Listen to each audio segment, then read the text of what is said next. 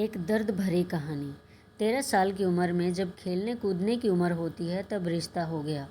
उस समय सभी की लड़कियां 13-14 वर्ष में ब्याह दी जाती थी। शादी का मतलब भी पता नहीं होता था। बस ये सोचकर खुश होते थे कि नए नए कपड़े मिलेंगे। माँ थी नहीं तो पिताजी ने बस जो थोड़ा सा घर का काम काज सिखाया वही आता था। शादी का दिन आया और बस सारी रस्मों के बाद विदाई का वक्त भी आ गया। रोते रोते डोली में बैठकर ससुराल पहुंच गई। इतनी आलीशान हवेली देखकर मन ही मन बहुत खुश हुई। तभी सासू माँ की आवाज़ आई, अरे जल्दी से कलश लाओ, बहू आ गई है। और मैंने घूंघट की आड़ से अपनी सास को देखा। आँखों से एकदम सख्त मिजाज की लग रही थी। मुझे सच मानो थोड़ा डर गई थी। उन्हें देखकर सारी रस्में खत्म होते होते रात हो गई थी। बिस्तर पर लेटते ही नींद आ गई। सुबह सुबह नौकरानी ने आकर जगाया था कि चलो रसोई बनाने की रस्म में मैं तैयार होकर रसोई में गई और खीर बनाई। सब ने तारीफ़ भी की पर सासू माँ ने कमी निकाल दी। साथ ही साथ हिदायत भी दे दी कि अब बचपन छोड़कर कुछ काम काज सीख लो। 20 दिन बाद मेरे पति को भी हॉस्टल जाना था क्योंकि वह तब बीए कर रहे थे। खैर समर भी हॉस्टल चले गए और मैं अकेली रह गई अपनी सास और ससुर के साथ। बीच बीच में समर चिट्ठी लिखते थे पर पहले सासू माँ पढ़ती थी, बाद में मेरे पास आती थी। उम्र कम होने की वजह से इतना फ़र्क नहीं पड़ता था। मेरे अकेलेपन का साथी था आम का पेड़। हाँ, वही आम का पेड़ जो हवेली के पीछे के आंगन में लगा था।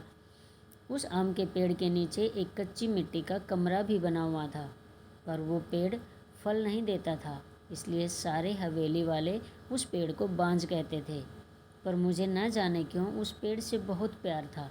जब काम खत्म कुछ फुर्सत के पल मिलते थे तो एक वही पेड़ मेरा साथी होता था। उसको देखते हुए मैं अपनी सारी थकान भूल जाती थी। 2 साल बीत गए और मैं 16 की हो गई। समर की भी स्नातक की पढ़ाई पूरी हो गई थी। आज समर वापस आ रहे थे। सासू माँ सुबह से ही तैयारी में लगी हुई थी। खुद ही रसोई में जा जाकर सारा जायज़ा ले रही थी। मैं भी बहुत खुश थी कि अब मुझे अकेले नहीं रहना पड़ेगा। 16 श्रृंगार के साथ मैं पूर्ण स्त्री की तरह महसूस कर रही थी। आज मांग का सिंदूर कुछ अलग ही लालिमा लिए हुए था। शायद वह लालिमा मेरे चेहरे पर भी दिख रही थी। तभी तो मेरी सास ने मुझसे कहा कि जा अपनी नज़र उतरवा ले, समर आ गए हैं। हवेली की हलचल से पता चल गया था। मुझे खाने पीने से निवृत्त होकर सब आराम करने चले गए। समर भी कमरे में आ गए थे और मैं बस शर्म से लाल हुई जा रही थी। तभी समर ने मुझे तोहफ़ा दिया, एक सुंदर लाल साड़ी। पर मेरे लिए तो समर का वापस आना ही सबसे बड़ा तोहफ़ा था। हमने ढेर सारी बातें की जिनमें कुछ शिकायतें थी, कुछ प्यार था। समय बीतता गया और 2 साल कैसे बीत गए पता ही नहीं चला। समर और मैं एक दूसरे के साथ बहुत खुश थे। एक दिन अचानक पता चला कि मेरे पिताजी बहुत बीमार। समर मुझे लेकर तुरंत रवाना हो गए। पिताजी मुझे देखकर बहुत खुश हुए, जैसे मेरे लिए ही अपनी सांसों को रोका हुआ था। और फिर मुझे समर के हवाले करके वो इस दुनिया से चले गए। भीगी आँखों से अपने पिताजी को विदा किया। अब मेरा सब कुछ समर और उसका परिवार ही था। अभी तो सासू माँ दबी जुबान में बोलती थी, पर धीरे धीरे उन्होंने अपना रुख कड़ा कर लिया। समय गुजरता गया और समर ने अपनी लॉ की पढ़ाई भी पूरी कर ली और अब वो सरकारी वकील कहलाने लगे थे। पर भगवान ने मुझे अभी संतान सुख नहीं दिया था। समर बहुत व्यस्त रहते थे अपने काम में। धीरे धीरे सारे गांव में ये बात फैल गई कि हवेली की बहू बांझ है। तीर की तरह चुभता था ये शब्द और कुछ कह नहीं पाती थी, सिर्फ आंसुओं से दिल हल्का करती थी। समर मुझे दिलासा देते थे पर लोगों का व्यवहार अंदर ही अंदर मुझे खोखला कर रहा था। अभी मेरी उम्र ही क्या थी, सिर्फ 19 साल, और लोगों ने मुझे बांझ बना दिया। बचपन से ही शरीर से दुबली पतली थी मैं। फिर माँ के मरने के बाद ठीक से पालन पोषण भी नहीं हो पाया था। एक दिन समर जब दोपहर के खाने पर घर आए तो सासू माँ ने फरमान सुना दिया कि हम समर की दूसरी शादी करेंगे। उफ़, इतना बड़ा धोखा समर कैसे दे सकते हैं?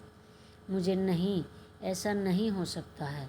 समर, कुछ बात करनी है आपसे। बत्ती बुझा दो, मुझे सोना है, मैं थक गया हूँ। रानी, मुझे सोने दो। समर, क्या आप दूसरी शादी करेंगे? मैंने कहा, अरे सोने दो ना, मुझे थक गया हूँ मैं। तुम सब लोगों की चिक चिक सुनते सुनते उधर माँ है और इधर तुम परेशान हो गया हूँ मैं। मन करता है आत्महत्या कर लूँ। नहीं समर, ऐसा मत कहिए। रानी ने समर के मुंह पर हाथ रखते हुए कहा, आपके अलावा अब कौन है मेरा? रानी करवट लेकर सारी रात आंसू बहाती रही और जब सुबह उठी तो एक टूटी हुई औरत बनकर जो मजबूर होकर हर चीज़ से समझौता कर लेती है।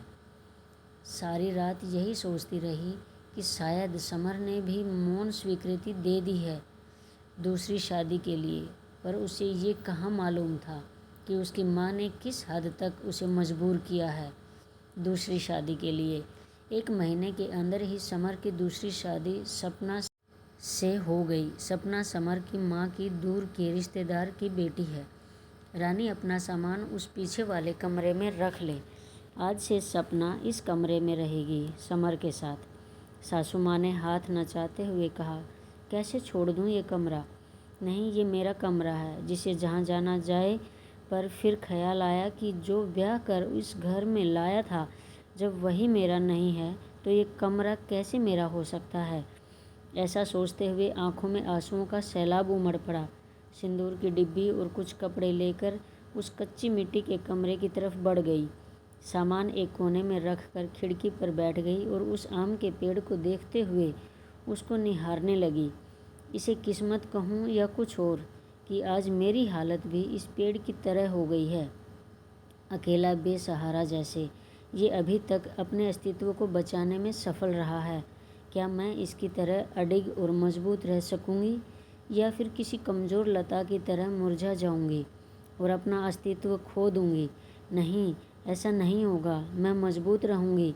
जब ये बेजुबान पेड़ सब से लड़ सकता है तो मैं क्यों नहीं? अपने विचार श्रृंखला से बाहर आते ही मैंने अपने आप को संभाला और हर स्थिति से लड़ने के लिए तैयार किया। दिन गुजरते गए और मैंने घर के कामों में अपने आप को व्यस्त कर लिया। अपनी कोठरी के आसपास कुछ सारे पेड़ लगाए और बाकी बचे हुए समय में उन पेड़ों की देखभाल करने लगी। साथ ही उस आम के पेड़ की खास देखभाल करती थी। सपना एक सुलझी हुई लड़की है। वो जब भी मुझसे बात करने के लिए आती, मेरी सासू माँ उसे बहाने से बुला लेती। समर पहले से भी ज़्यादा व्यस्त रहने लगे थे। मुझसे बात तो करते थे, पर एक पछतावा हमेशा उनकी आंखों में दिखता था। शायद मेरी हालत देखकर बुरा लगता था उन्हें, पर माँ के खिलाफ जाने की हिम्मत नहीं जुटा पाते थे। सपना के दिन खुशी से गुजर रहे थे और मेरे दिन बस गुजर रहे थे। और देखते ही देखते वो दिन भी आ गया जब सपना ने खुशखबरी सुना दी कि वो माँ बनने वाली है। पूरी हवेली में त्योहार जैसा माहौल हो गया। सारे नौकरों में तोहफे बांटे जाने लगे। मैं भी बहुत खुश थी कि चलो अच्छा है, अब घर में एक नया मेहमान आएगा। शायद मेरी ज़िंदगी का सोनापन भी कुछ कम हो जाएगा। सपना बहुत कमज़ोर थी और उम्र भी 16 साल। उसे बहुत तकलीफ़ होती थी। अब सासू माँ का आदेश था कि उसकी अच्छे से सेवा की जाए, जिससे कि उसकी कमज़ोरी दूर हो सके। सारी देखभाल के बाद भी सपना का वज़न कुछ खास नहीं बढ़ रहा था। एक दिन चिंतित होते हुए मैंने समर से कहा कि भी सपना को शहर में किसी अच्छे डॉक्टर को दिखा लाओ, पर सासू माँ ने ये कहकर मना कर दिया कि हमारे भी बच्चे घर पर हुए हैं और समर की वही पुरानी आदत कि अपनी माँ के खिलाफ वो जा ही नहीं सकते थे। एक दिन सपना की तबीयत कुछ खराब होने लगी। उनकी सांस बहुत फूल रही थी। घबराकर मैंने गांव के वैद्य जी को बुलावा भेजा। वैद्य जी ने आकर कुछ दवाइयाँ दी और खून की कमी भी बताई। और जब मैंने समर को ये सब बताया तो सासू माँ ने मुझे सपना से दूर रहने का आदेश दे दिया, ये कहकर कि एक बांझ की छाया भी नहीं पड़नी सपना पर। खैर मुझे सपना से दूर कर दिया गया और मैं फिर से अपनी कोठरी में अकेली सारा दिन बंद रहने लगी। या ये कहूँ कि अंदर ही अंदर मैं खुद भी डर गई थी कि कहीं सचमुच मेरी वजह से सपना को कुछ ना हो जाए। कुछ दिन बाद रात में नौकरों का शोर शराबा सुन के मैं आंगन की तरफ भागी। देखा तो सपना का प्रसव समय आ गया था। गांव की बूढ़ी औरतें और दाइयों को बुलाया गया। पूरी हवेली में हलचल का माहौल था। मैंने समर की तरफ देखा, बहुत डरे हुए लग रहे थे। मैं उनके पास गई और उन्हें थोड़ा धैर्य रखने को कहा। थोड़ी देर में बच्चे की किलकारी गूंजने लगी। हम सभी की खुशी का ठिकाना नहीं था, पर तभी काकी ने बाहर आकर बताया कि सपना की कमजोरी और खून की कमी के कारण वो सपना को बचा नहीं पाए। बेटी को जन्म देते ही सपना का देहांत हो गया। हाय, पोते का मुंह नहीं देख पाई मैं, अब कैसे मेरा वंश चलेगा। सासू माँ का विलाप सारी हवेली में गूंज रहा था। उस छोटी दुमुही बच्ची को देखकर मेरा कलेजा मुंह को आता था। ऐसा लगता जैसे वो मैं थी। मैंने उसे कलेजे से लगा के रखा। जिनकी माँ नहीं होती वो बच्चे कुछ ज़्यादा ही समझदार होते हैं शायद। जरा भी परेशान नहीं करती थी वो मुझे, बस दूध पीते ही सो जाती थी। सासू माँ का वही राग चलता रहता कि लड़कियों से वंश नहीं चलता है, पर अब शायद किसी को फ़र्क नहीं पड़ता था। समर अब पहले से खुश रहने लगे थे। ऑफिस से आते ही मेरे कमरे में आते और गुड़िया को खिलाते। मुझे भी समर को खुश देखकर अच्छा लगता था। साल बीत चुका था सपना को गए हुए और गुड़िया को आए हुए। आज सपना की बरसी है। हवेली में छोटी सी पूजा रखवाई मैंने। पंडित जी के आते ही सासू माँ ने प्रश्न किया कि क्या मैं जीते जी पोते का मुंह देख पाऊंगी, और पंडित जी ने उसके लिए कुछ गृह शांति के उपाय बताए। सासू माँ चल दी पंडित जी को हवेली दिखाने और सारी हवेली की शुद्धि कराने। मेरी कोठरी के पास भी गई और पंडित जी को वो बांझ पेड़ भी दिखाया। पेड़ देखते ही पंडित जी का मुंह बन गया और उन्होंने कहना शुरू कर दिया कि इसी महनूस पेड़ की वजह से हमारे घर में बेटा नहीं है। जितनी जल्दी हो सके इसे कटवा दो। अब मेरे बर्दाश्त की हद हो चुकी थी। मैंने समर की तरफ देखा, पर मुझे नहीं लगा कि वो मना करेंगे, और सासू माँ ने तुरंत नौकरों को बुला लिया कि आज इस पेड़ को काट ही डालो। मुझे कुछ समझ नहीं आ रहा था कि क्या करूं, कैसे अपने सुख दुख के साथी को बचाऊं। जैसे वो कुल्हाड़ी लेकर पेड़ काटने आगे बढ़ने लगे, मैं फुर्ती से भागकर उस पेड़ से लिपट गई और विनती करने लगी कि पेड़ को छोड़ दो, पर वो लोग नहीं मान रहे थे। मैं रोती जा रही थी, पर किसी को तरस नहीं आ रहा था। तभी किसी ने मुझे खींच कर धक्का दिया और मेरा सिर पत्थर से टकरा गया। सिर से खून की धार निकल रही थी। ये देखकर समर से रहा नहीं गया और उन्होंने सबको वहाँ से हटा दिया और तुरंत मुझे अस्पताल ले गए। मलहम पट्टी के बाद मुझे कुछ होश आया। डॉक्टर साहिबा सामने खड़ी थी और समर को कुछ समझा रही थी। सासू माँ भी वही थी और उनके चेहरे से पता चल रहा था कि उन्हें अपने किए पर अफसोस है। डॉक्टर साहिबा, क्या अब हम इसे घर ले जा सकते हैं? समर ने पूछा। हाँ, अब आप इन्हें ले जा सकते हैं, पर ख्याल रखिएगा कि अब ऐसा दोबारा ना हो, क्योंकि ऐसी हालत में ऐसे गिरना ठीक नहीं होता है। ऐसी हालत? डॉक्टर, क्या हुआ है इसे? समर ने घबराते हुए डॉक्टर साहिबा से पूछा। अरे, आप लोगों को पता है अब ये माँ बनने वाली है, तो इनका अच्छे से ख्याल रखिएगा। ये सुनकर किसी को भी यकीन नहीं हुआ। सब बस एक दूसरे को देखे जा रहे थे और मैं तो बिल्कुल यकीन नहीं कर पा रही थी। सासू माँ की आंखों में पछतावे के आंसू थे। मेरे सर पर हाथ रखकर बस इतना ही कह सकी कि मुझे माफ़ कर दो, और मैं मुस्कुरा कर उनसे लिपट गई जैसे मैं अपनी माँ से लिपटी हूँ। पूरे 9 महीने मेरी सासू माँ ने मेरा बहुत ख्याल रखा और मैंने उस पेड़ का आज मेरी डिलीवरी होनी थी। सासू माँ समय से मुझे अस्पताल ले गई ताकि जो गलती उन्होंने सपना के समय की थी वो अब ना हो। बधाई हो, आपके पोता हुआ है। नर्स ने सासू माँ को खबर सुनाई और सासू माँ ने हाथ से अंगूठी निकालकर नर्स को दी। वो खुश थी, पर इस वजह से नहीं कि पोता हुआ है, बल्कि इस बात पर कि मैं बिल्कुल ठीक हूँ। हवेली में धूमधाम थी। सब खुश थे कि हमारा परिवार पूर्ण हो गया था। बेटी और बेटे के आने से और एक खुशी कहीं और भी पनप रही थी। उस आम के पेड़ में फल आ रहे थे। शायद हम बहुत जल्दी चिंता करने लग